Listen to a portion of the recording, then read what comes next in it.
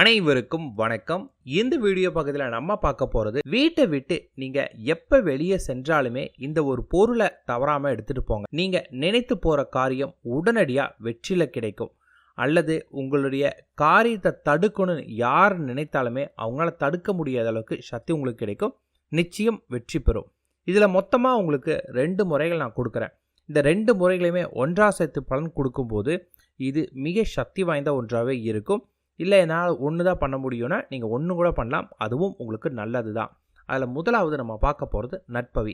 நட்பவி பற்றி எல்லாருமே கேள்விப்பட்டிருப்பீங்க. நட்பவிங்கிறது ஒரு சக்தி வாய்ந்த வார்த்தை தாங்க. நட்பவி நம்ம சொன்னோம்னா நமக்கு நல்லது நடக்கும், நட்பவி நம்ம செய்யும்போது நமக்கு நல்லது நடக்கும். எந்த ஒரு வார்த்தை சொல்கிறதுக்கு முன்னாடி நட்பவி சொன்னால் அது நமக்கு வெற்றியில் கிடைக்கும். நட்பவின்னு யார் சொல்லிட்டு இருக்காங்களோ அவங்க நினச்சதெல்லாம் நடக்கும் அப்படின்னு எல்லாருமே கேள்விப்பட்டிருப்பீங்க. ஆனால் நட்பவி யாரால் கொடுக்கப்பட்டுச்சு? நட்பவியோட உண்மையான பொருள் யாருக்கா தெரியுங்களா?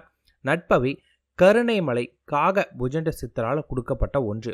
இது நிர்விகல்ப சமாதியிலிருந்து கிடைத்த ஒரு அற்புதமான சக்தி வாய்ந்த ஒரு மோகன மந்திர அஸ்திரம். இதை நம்ம உச்சரிக்கும் போது நமக்கு வரக்கூடிய எப்பேற்பட்ட தீமைகளாக இருந்தாலுமே ஓடோடி நமக்கு போக ஆரம்பிக்கும் அல்லது அழிந்து போக ஆரம்பிக்கும்.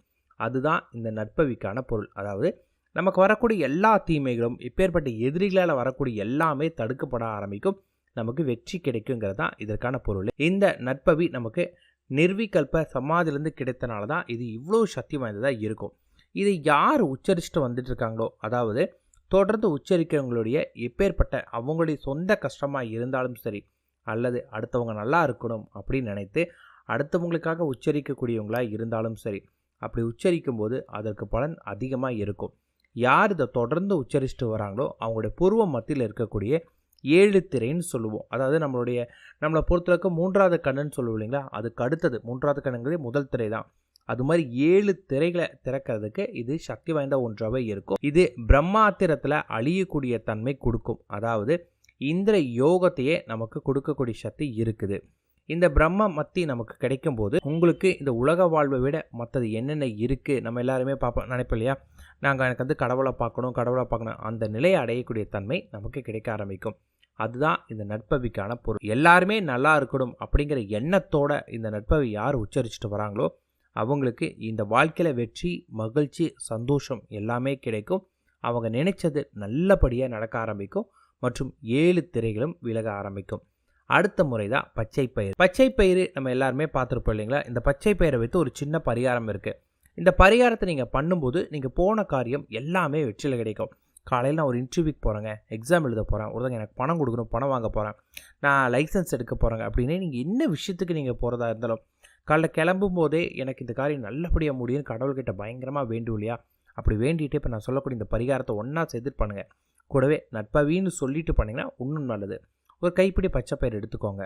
அந்த பச்சை பயிரை பார்த்திங்கன்னா உங்கள் அம்மா கையிலையோ அப்பா கையிலையோ வீட்டில் கூட யாராவது ஒரு பெரியவங்க மூலிமா உங்கள் தலையை நல்லா சுற்றி போட சொல்லிட்டு உங்களுக்கு வரக்கூடிய எல்லா ப்ராப்ளமும் முழுசாக தீரணும் அப்படின்னு சொல்லிட்டு அந்த பச்சை பயிரை பார்த்திங்கன்னா ஒரு 2 பயிர் எடுத்து உங்கள் பேக்கெட்டில் போட்டு மீதி எல்லாத்தையுமே அப்படியே பறவைகளுக்கு உணவாக போட சொல்லிடுங்க. அந்த பறவைகள் அதை சாப்பிடும்போது உங்களுக்கு தடுக்கக்கூடிய எதிரிகள் யாராக இருந்தாலும் சரி, போகிற காரியம் கிடைக்காம போகணும்னு நினைக்கக்கூடிய எதுவாக இருந்தாலுமே அந்த பறவைகளுக்கு நீங்கள் கொடுக்கக்கூடிய இந்த உணவுனால் அந்த கரும வினை முற்றிலுமாக அழியப்பட ஆரம்பிக்கும்.